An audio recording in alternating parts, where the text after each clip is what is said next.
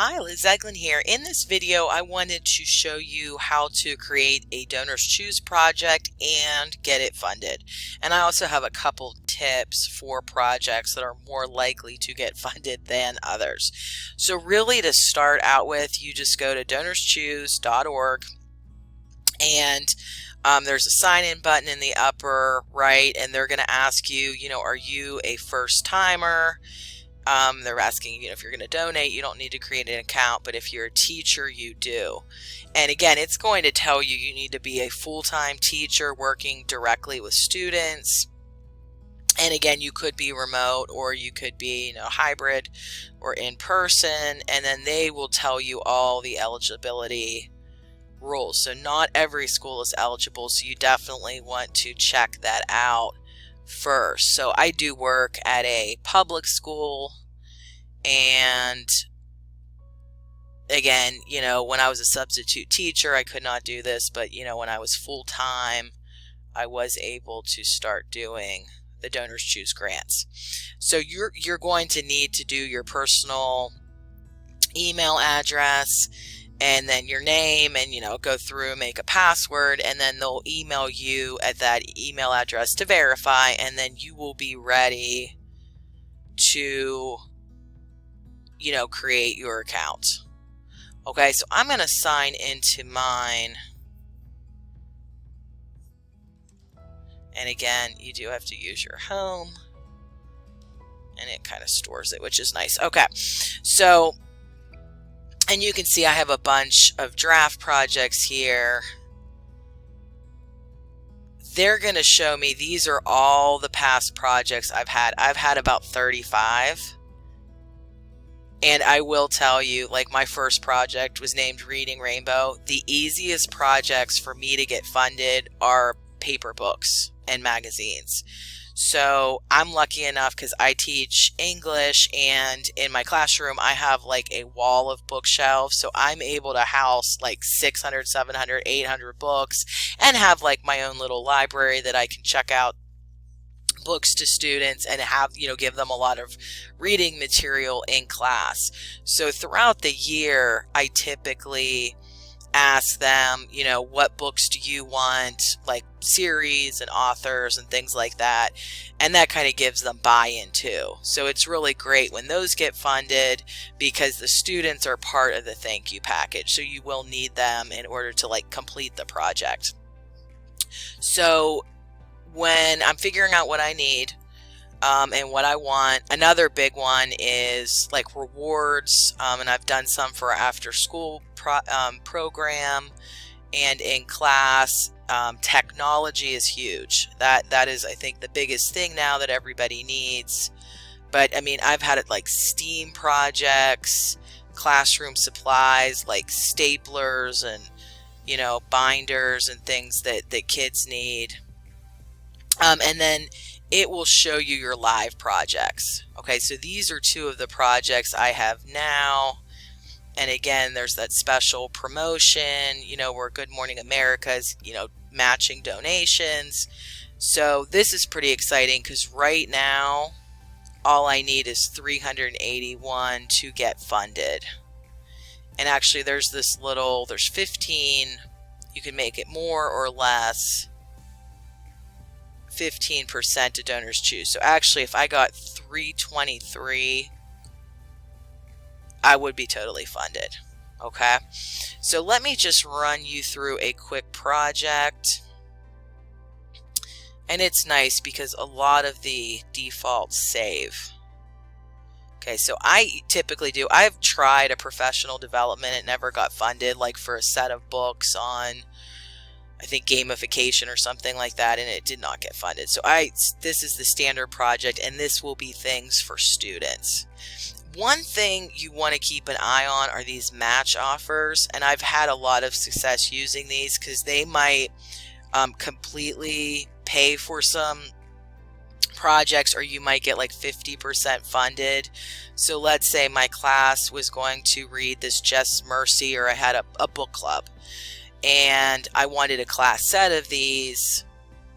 They will double, they will give you twice the money. Okay, so if you get a $20 donation, they'll make it 40. So, they'll add 20 to it. And they'll tell you how you can qualify for it. So you might need to, do something in your project. Okay, request copies of the book. You might have to order from like a certain vendor. And again, you just kind of follow the directions. Yeah, you have to use that vendor. Okay, and then it will let you create the project from here. So that's pretty cool. That's worth a try. Of course, they're not all going to, apply to you. But take a look at that. And it goes directly to your state right there. Okay, so now I'm going back to create a project. I'm going to go to Let's Go. So, I'm going to put my grade level here. And if I do, our after school project, I change that, the number of students. And this part about your students, it says, tell us what you love about your students, what makes them special, any anecdotes, like to get personal. And I used to say something like our school is like 50% poverty, our students, there's diversity, there's, gifted, special education, all these different things. And then I did change it into this little story. And then this green part is what is going to be emphasized on your page. So it's nice because you can just hit save and continue. You don't have to like continually rewrite that because, sometimes that can be hard. So right now they're not doing field trips, but you can do virtual field trips. So these are all the different vendors you can order from. Okay, and again, usually you can do that like special order, but obviously not right now because of the pandemic. So AKJ Education, that is books, and I've gotten a couple special offers through them. Amazon is huge. That was one they've just started doing the last couple of years. You do have to only order Prime, and you can't get technology through that. Like there's only like certain places now you can get like Chromebooks, and they'll tell you that. Best Buy, iPads, Elmos, cameras, headphones, anything you need. Art supplies. Trying to think of other ones I use, like Lakeshore. Some of these like Quill. I've gotten the classroom supplies. Like pencil sharpeners, stuff like that. I've gotten a few really good projects through Scholastic and Time for Kids, and those can be really expensive because they're all year. So definitely check those out if you're interested. They have the age levels there, and then you get them like every month, and they just come right to your school. So those are pretty good. Staples, office supplies. Here's another book company, Lakeshore, a lot of supplies through that. So the one I'm going to go to today is just Best Buy for Education. And again, it's going to tell you about the Chromebooks. And again, these are going to probably, whatever you get, is going to need to be sent to your school. And then, you can go, takes you to the special Best Buy site. For donors choose, which is pretty cool. And then, they're showing you all the stuff they have. I got a color printer one time. Then I did have trouble getting the ink refills. And a lot of teachers were coming to my room asking, to get color printouts. So that maybe was not my best idea. But like iPads, I feel like are really, really useful. So I would just go to shop now in the iPad section, and it's gonna, of course you can sort it any way you want. I usually go from low to high, and I have found you really want to try to keep your project as low as possible. I don't think I've ever had a project funded over like $700 or $800. That's really tough to do. You would have to have a lot of momentum. I think, people on Facebook and parents and, a lot of people would have to fund that, or you need like a big company. Okay, so I'm going to, now if I knew what iPad I wanted, I would type it in. And I already put in a project for a pro that's way too expensive and it's probably not going to get funded. Okay, and these are just the keyboards here, and they're, you know, almost $200. So one thing to keep in mind, and I've screwed up on this a couple of times where I've gotten the iPad, but I didn't get the case. I didn't get the screen cover, you know, and obviously with students, you want a really good case, like an OtterBox, you know, and again, those are $50. So sometimes I've gotten the device and then not gotten what I needed and ended up buying that myself. So that's just something to keep in mind. Okay, so let's say I'm going to go with this Apple Mini. Okay, you just add it to the cart. You can get the protection, all of that stuff.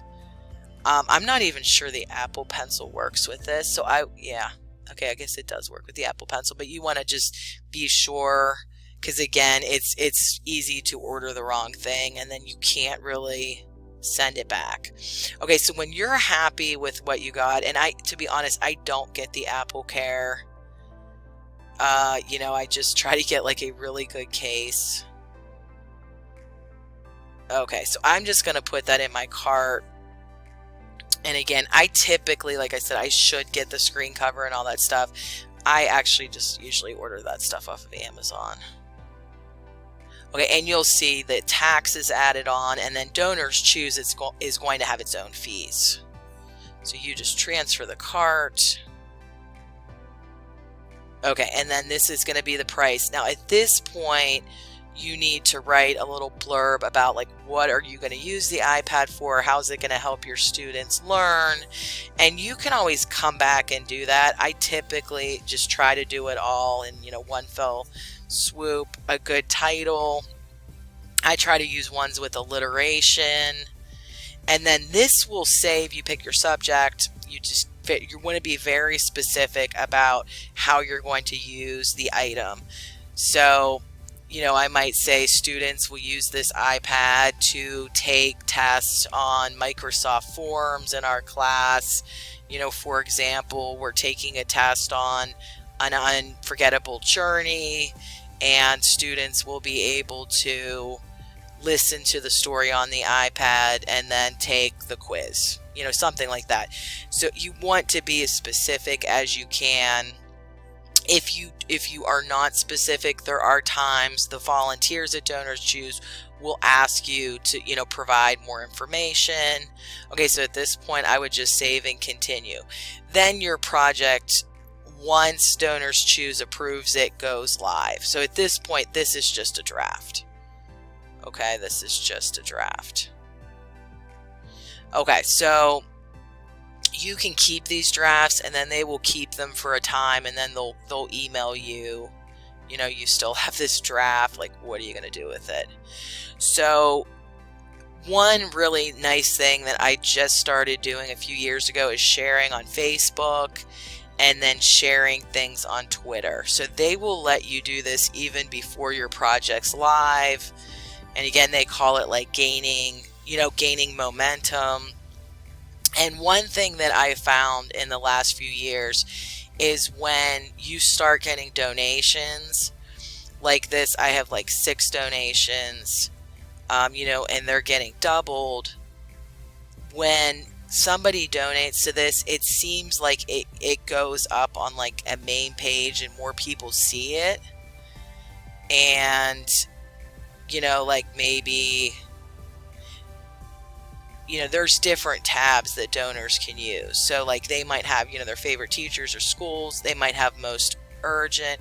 They might even do the area. And I've had donors, like companies in my area, say, you know, we were looking for somebody to donate to and we saw your book project and, you know, we wanted to do something with paper books to like encourage reading.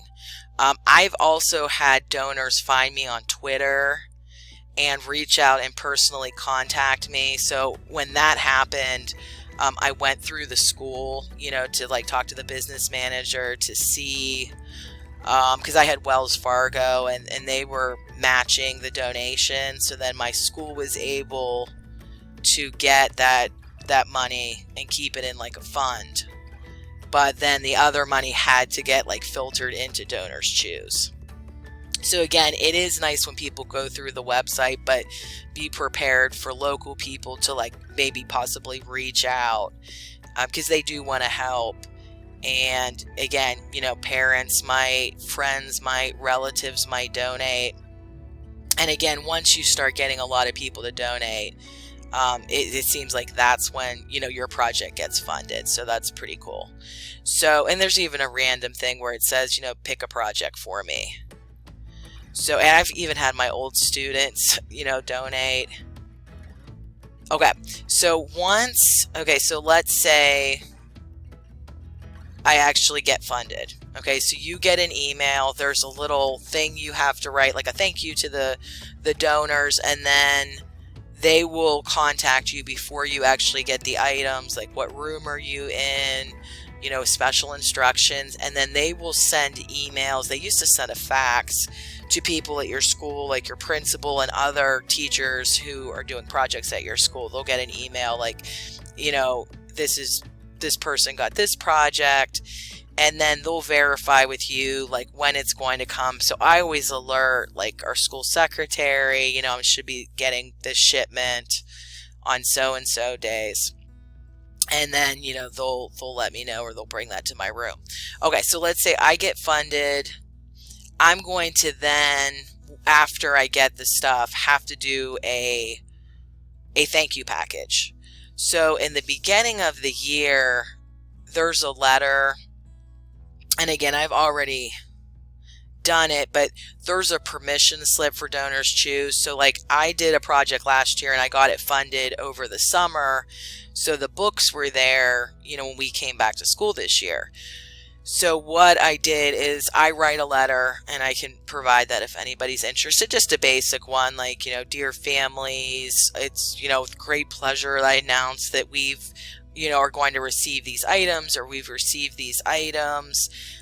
If you are okay with it, your student can be part of, you know, a thank you package, because, you know, they'll all be able to use the items, and like here's the link if you want to look at the project. There are some years I've put like if your company wants to donate or you want to donate. And again, I've had parents fund entire projects. I don't think I put that this particular year. And then on the back is the permission slip. So then I collect those, and I don't get them from everybody, but the students that do turn them in are the ones who will take pictures with the items. And again, you try not to get, you know, their full face. Like I try to do like side shots, but it is nice because I've done in years prior, because now we're in a hybrid model, you know, we only have half the kids at a time. And, you know, of course, some are remote. But, you know, we've done class photos where almost like every single kid in the class has turned in the permission slip. So that's nice because I can go back, you know, 10 years, 11 years, 12 years and see those pictures with my old classes, and also show my new students, you know, they're going to see brothers and sisters and neighbors and, you know, people they know. So that is a nice part of it. And I do take those on my cell phone and then just upload them, you know, from my iCloud. And it really takes 5 minutes. The hard part is just making sure you have the permission slip for each kid. Now, I do keep those letters on file for 3 years because that's what they suggest. And they do have, I have some ESL students this year. They do have a copy of the permission slip in Spanish too, which is nice. So I just keep those in a file in, you know, in my desk. Describe the impact. That's a really quick paragraph or two about, you know, how the project has impacted your students in your classroom. You know, so I might say something like, you know, the students, you know, really love these books. You know, they were talking about checking this book out and, you know, wanting to read this book and not having it until now, something like that.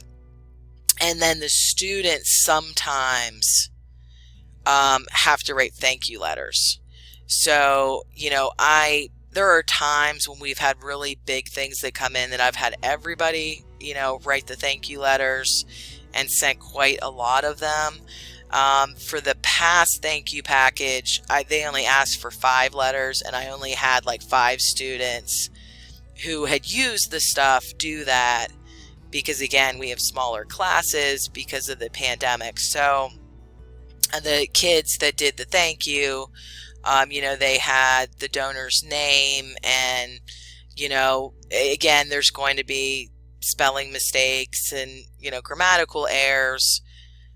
And again, we used to edit those and spend more time, you know, putting stickers and doing things like that. This was definitely a much quicker process because, you know, like I said, the books had come in the summer. So this is the first time I've ever had to do that, but I did have to extend the deadline. So I've already mailed those thank you letters, and they send you get a mailing label. So I just kind of put those in the envelope with the mailing label and just send them right to Donors Choose. So I hope they have received those. And they usually, you know, will tell you your thank you package, you know, is complete, and then you are good to go. So hopefully they will get my letter soon. Now, of course, it might be a little bit longer for them to process that during this time. So any of these drafts I don't want, I can get rid of. And then if I want to go back into like a good draft that I want to use, you know, I just send that, but it's going to take a couple of days.